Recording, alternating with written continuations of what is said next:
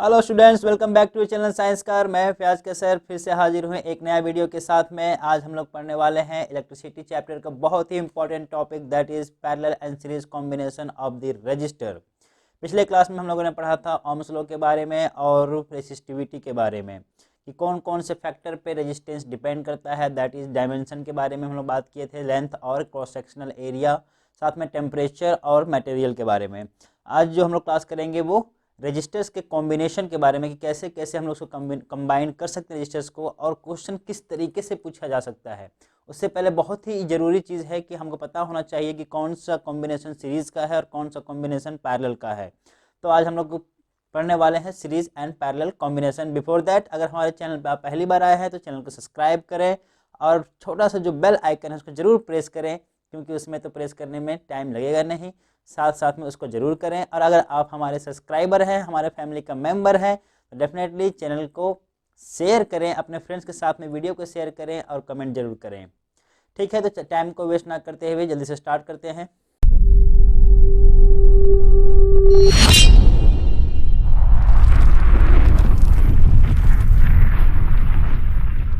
Okay, तो हम लोग पहले देखेंगे हम लोग series combination of the registers. ठीक है, तो सीरीज कॉम्बिनेशन ऑफ रजिस्टर्स में पहली बात आता है कि रजिस्टर्स को हम लोग कंबाइन कैसे करेंगे और सीरीज किस तरीके से होगा। ठीक है, तो मान लेते हैं हमारे पास तीन रजिस्टर्स हैं, 1, 2 एंड 3। ये तीनों को हम कंबाइन कैसे करेंगे, कि कैसे हम जानेंगे कि ये सीरीज में है कि पैरेलल में है। अगर इसका जो टर्मिनल्स हैं वो किस टाइप से जुड़े हो, दैट इज इसका ये फर्स्ट टर्मिनल है, ये सेकंड टर्मिनल है, इस रजिस्टर्स का ये फर्स्ट टर्मिनल, ये सेकंड टर्मिनल, इस रजिस्टर्स का ये फर्स्ट टर्मिनल और ये सेकंड टर्मिनल। मतलब कॉम्बिनेशन किस प्रकार का हो कि फर्स्ट रजिस्टर्स का सेकंड टर्मिनल और दूसरे रजिस्टर्स का फर्स्ट टर्मिनल एक साथ जुड़ा हुआ हो। उसी प्रकार से दूसरे रजिस्टर्स का दूसरा टर्मिनल और तीसरे रजिस्टर का पहला टर्मिनल अगर एक साथ जुड़ा हुआ हो, तो इस टाइप का जो कॉम्बिनेशन बनेगा वो क्या बनेगा, सीरीज कॉम्बिनेशन बनेगा। तो एक सीरीज कॉम्बिनेशन हम बनाते हैं रजिस्टर्स का, उसके बाद देखते हैं कि क्या हमारे पास टोटल इफेक्टिव रेजिस्टेंस कितना होगा। अगर हम 4, 5, 6, 7, 10 जितना भी चाहे उतना रजिस्टर्स को अगर हम सीरीज में जोड़ दें तो उसका टोटल इफेक्टिव रेजिस्टेंस कैसे निकालेंगे उसको हम ड्राइव करेंगे। ठीक है, सो लेट अस कंसीडर, पहले एक हम डायग्राम मतलब एक सीरीज कॉम्बिनेशन सर्किट को हम कंसीडर कर लेते हैं।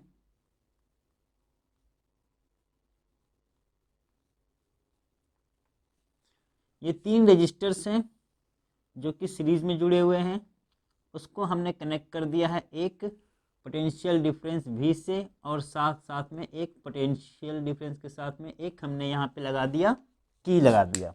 ठीक है, so this is potential difference V और ये है हमारा की, और ये है पहला resistance R1, R2 and R3। इसी तरीके से जितना चाहे आप उतना ऐड कर सकते हो। नाउ अब एक चीज यहाँ पे ध्यान दो, पहले तो ये सीरीज कॉम्बिनेशन है। कैसे सीरीज कॉम्बिनेशन है, अभी मैंने बताया कैसे पहचानोगे कि पहले रजिस्टर का सेकेंड जो टर्मिनल है और दूसरे का पहला टर्मिनल दोनों साथ में जुड़े हुए हो, इस तरीके से जुड़ा हुआ हो, तो वो क्या होंगे, सीरीज कॉम्बिनेशन होंगे। ठीक है, जैसे अगर हम स्विच को क्लोज करते हैं तो क्या होगा, करंट आई फ्लो करना स्टार्ट करेगा इस सर्किट से।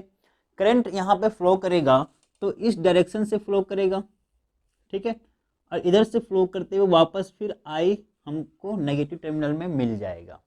ठीक है, अब देखो यहाँ पर आप एक चीज रियलाइज करोगे कि करंट जो है उसका जो पाथ है वो एक ही है, मतलब ये एक ही पाथ में फ्लो करेगा, इसके पास यहाँ से कोई दूसरा पाथ नहीं है, तो करंट डिवाइड होने वाला नहीं है। That mean same current R1 में फ्लो करेगा, सेम करंट R2 में फ्लो करेगा और R3 में भी सेम करंट फ्लो करेगा, जो करंट यहाँ पे आपको I दिख रहा है। तो एक चीज आप ध्यान में रखना कि जब भी आप सीरीज कॉम्बिनेशन होगा ना, तो वहां पे जो करंट होगा, वहां पे जो करंट होगा वो सेम होगा, current same for all register, for all register. ठीक है, जबकि अब पोटेंशियल डिफरेंस की बात करें तो इसका जो पॉजिटिव टर्मिनल है वो यहाँ से इसके जुड़ा हुआ R1 के साथ में, और नेगेटिव टर्मिनल जुड़ा हुआ है R3 के साथ में। दैट मीन्स कि हर एक के लिए जो पोटेंशियल डिफरेंस होगा वो अलग अलग होगा। यहाँ का जो पोटेंशियल डिफरेंस होगा दैट इज V1, वो बराबर होगा I R1। ठीक है, यहाँ पे कितना होगा, V2 is equal to IR2 और V3 is equal to IR3। क्यों? अगर हमको यहाँ पे निकालना हो इस जगह पे कितना पोटेंशियल ड्रॉप हो रहा है, तो according to ohms law V is equal to IR। तो I कितना फ्लो कर रहा है? करंट I फ्लो कर रहा है, ठीक है। और किसके अक्रॉस? R1 के अक्रॉस। तो I इंटू R1 को क्या मिलेगा? पोटेंशियल ड्रॉप मिलेगा अक्रॉस दी R1 रजिस्टर। इसी तरीके से V2 मिलेगा R2 के अक्रॉस और V3 मिलेगा R3 के अक्रॉस। तो इस चीज को हम लोग लिख लेते हैं। Let us consider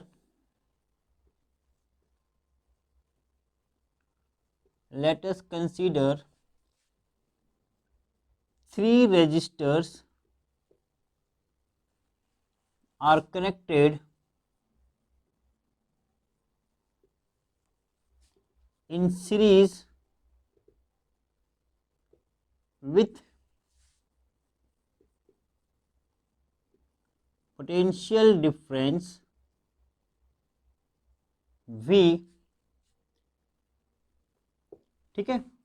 so from ohms law, अगर आप सर्किट पे देखो तो फ्रॉम ohms लॉ क्या होता है? V is equal to IR। हमको क्या चाहिए? टोटल R इफेक्टिव चाहिए, मतलब ये तीनों का जो रेजिस्टेंस है इसका R इफेक्टिव क्या होगा। तो R इफेक्टिव निकालना है, मतलब R इक्विवेलेंट निकालना है यहाँ पे, ठीक है। This is equation first. Now from figure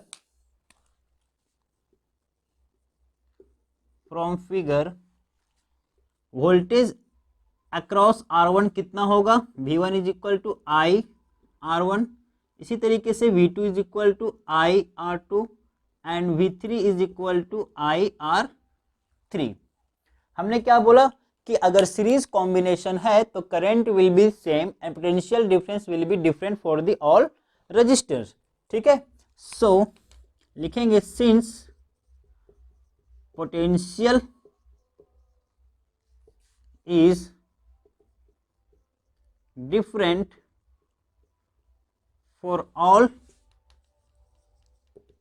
registers, so V equivalent जो होगा वो V1 plus V2 plus V3 होगा।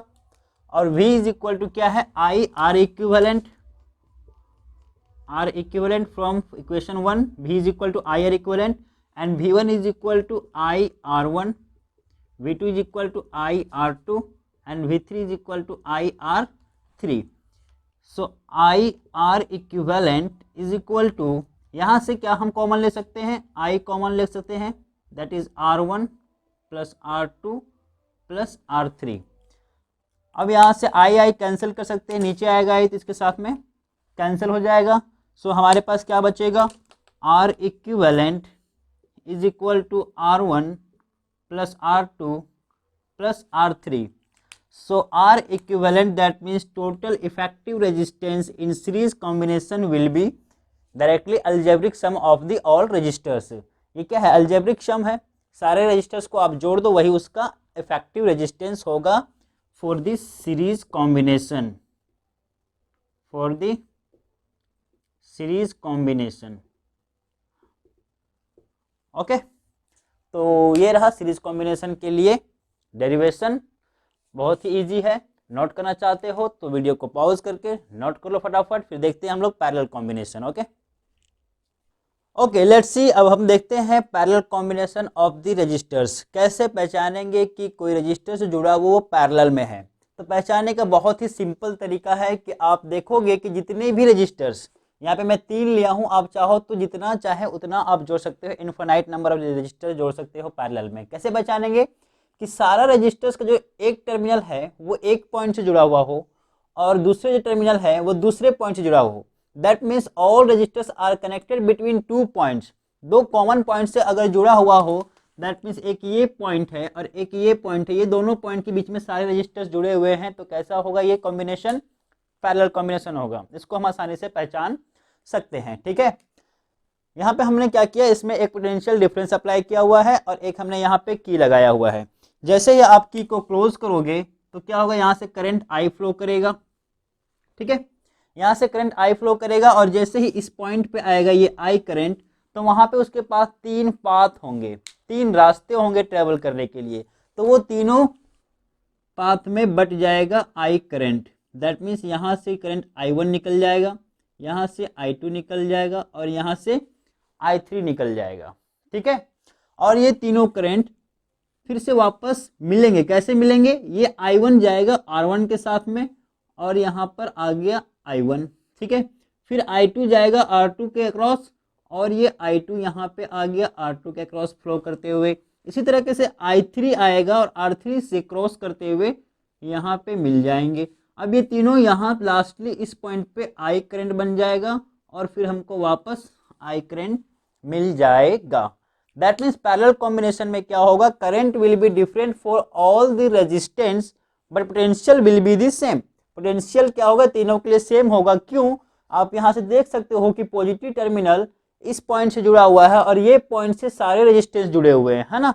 इसी तरीके से नेगेटिव टर्मिनल इस पॉइंट से जुड़ा हुआ है और दूसरा टर्मिनल जितने भी रेजिस्टर्स हैं सारे के दूसरा टर्मिनल नेगेटिव से जुड़ा हुआ है। दैट मीन्स सारे को कितना मिल रहा है? इक्वल पोटेंशियल डिफरेंस मिल रहा है। सो in parallel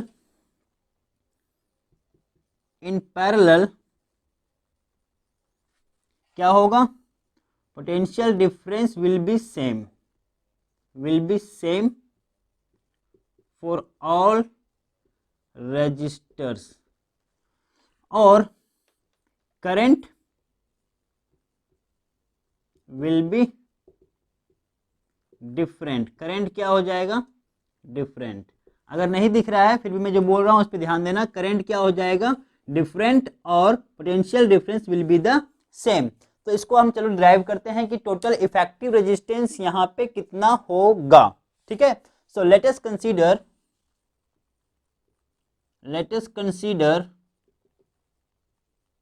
three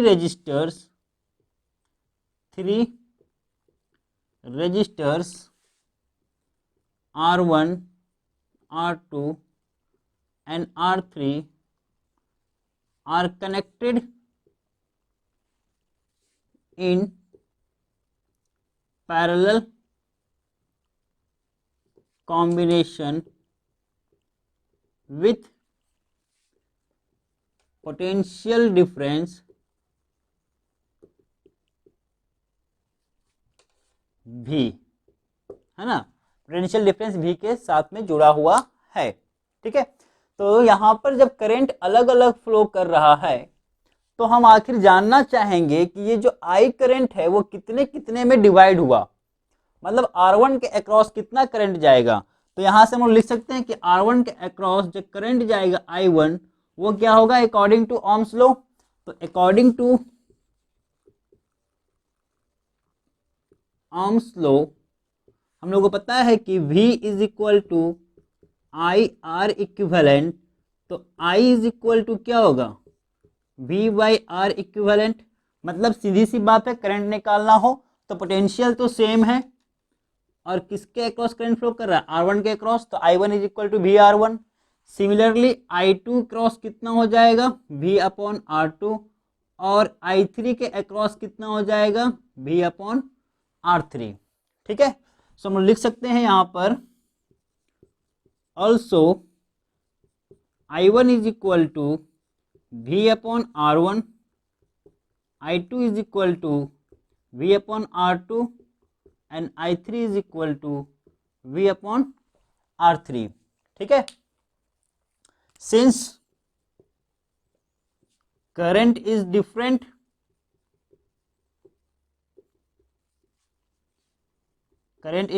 for all resistors, है ना। तो हम लिख सकते हैं I is equal to I1 plus I2 plus I3।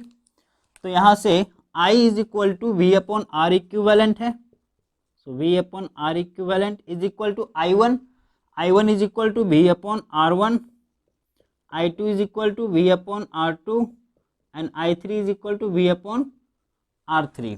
ठीक है, so V R equivalent is equal to क्या हो जाएगा? V सबके लिए कॉमन है तो V हमने यहाँ से कॉमन ले लिया, 1 upon R1 plus 1 upon R2 plus 1 upon R3।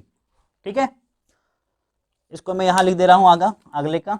ठीक है, सो यहाँ से देखो ये v और ये v कैंसिल हो जाएगा, तो हमारे पास क्या बचेगा, 1/r equivalent is equal to 1/r1 plus 1/r2 plus 1/r3।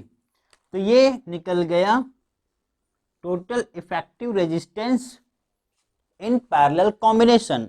इसको और आगे सॉल्व करना चाहते हो देन आप और आगे सॉल्व कर सकते हो, आपकी इच्छा। R1 R2 R3 क्या हो जाएगा, LCM R1 R2 and R3।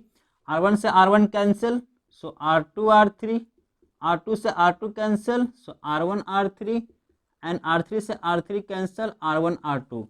पलट दो वैल्यू को, so R equivalent is equal to R1 R2 R3 divided by R2 R3 plus R1 R3 plus R1 R2। अगर नहीं दिख रहा है तो टेंशन नहीं लेना है, इतना आप खुद से भी कर सकते हो, कोई रॉकेट साइंस नहीं है, सिंपल कैलकुलेशन है। तो ये parallel combination of the resistors है। आप वीडियो को पॉज कर लो और इसको नोट कर लो। वैसे ही ये सारी चीज़ें मैंने पहले से ही अपने वेबसाइट पे अपलोड किया हुआ है, और कोई तरह का भी प्रॉब्लम हो तो डेफिनेटली शर्माने वाली बात नहीं है, आप कमेंट सेक्शन में जाएं और ज़रूर कमेंट करें अगर कोई भी चीज़ समझ में नहीं आया तो।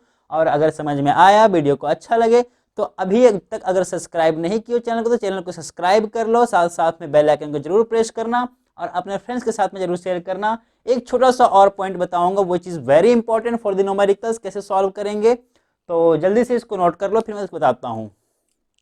एक सिंपल सा और छोटा सा ट्रिक दूंगा जो कि बहुत ही ईजी है, और आप लोग हो सकता है इसको जानते भी होंगे, नहीं जानते हैं तो कोई बात नहीं, देख ले इसको और इसको याद रखें कि अगर कहीं अगर दो रजिस्टर्स पैरेलल में हो तो उसको इजीली हम लोग कैसे सॉल्व करेंगे।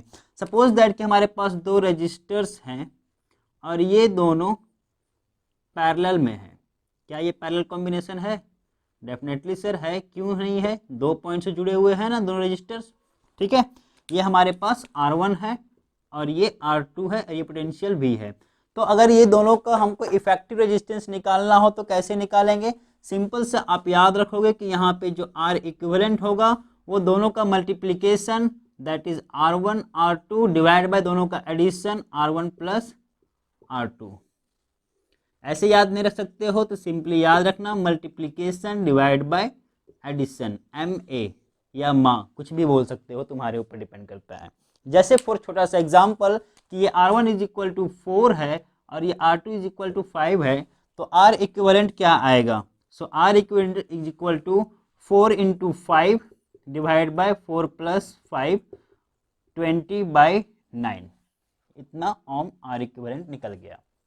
अच्छा, एक चीज़ और मैं आपको सिखा देता हूँ कि अगर दो रजिस्टर्स पैरेलल में है और दोनों आइडेंटिकल रजिस्टर्स है, दैट मीन्स ये भी 4 ओम और ये भी 4 ओम होगा, तो उसका जो R इक्विवेलेंट निकलेगा वो 2 ओम होगा, दैट मीन्स हाफ हो जाएगा। ठीक है, तो जब न्यूमेरिकल सॉल्व करेंगे तो हम लोग देखेंगे, इस पे मैं नेक्स्ट वीडियो लेके आऊँगा जिसमें हम लोग बहुत सारा सर्किट्स लेंगे, उस सर्किट में से हम कैसे R इफेक्टिव निकालेंगे उस पर बात करेंगे, और साथ में करंट वगैरह भी निकालने की बात करेंगे नेक्स्ट वीडियो में जब न्यूमेरिकल्स लेके आएंगे। ठीक है, तो कोई प्रॉब्लम हुआ हो तो डेफिनेटली आप हमारे साथ शेयर कर सकते हैं। कमेंट सेक्शन है, कमेंट सेक्शन में जाए, वहाँ पे आप क्वेश्चन अराइज करें, और अगर वहाँ पे नहीं करना है तो हमें आप सोशल मीडिया पे, चाहे फेसबुक हो, चाहे ट्विटर हो, इंस्टाग्राम हो, थंबलर हो, वहाँ पे भी आप हमसे संपर्क कर सकते हैं, कांटेक्ट कर सकते हैं और आप क्वेश्चंस पूछ सकते हैं। तो चैनल को सब्सक्राइब करना नहीं भूलें, और वीडियो अच्छा लगा तो अपने फ्रेंड्स के साथ में शेयर करें। और अगर नोट्स चाहिए तो हमारे वेबसाइट www.sciencecart.com पे जाके आप देख सकते हैं, और मैं सारा जो लिंक है नोट्स का भी वो डिस्क्रिप्शन बॉक्स में डाल दे रहा हूँ, वहाँ जाके आप देख लें, वहाँ पे क्लिक करोगे डायरेक्टली आप हमारे वेबसाइट पे पहुँच जाओगे। ठीक है, तो छोटा सा रिक्वेस्ट को ज़रूर आप लोग पूरा करेंगे, हमें आप पे पूरा भरोसा है कि आप अपना प्यार हमेशा बनाए रखेंगे हमारे ऊपर, और प्यार हमेशा देते रहेंगे। तो चैनल को सब्सक्राइब करना नहीं भूलें। मिलते हैं नेक्स्ट क्लास में, तब तक के लिए बाय बाय।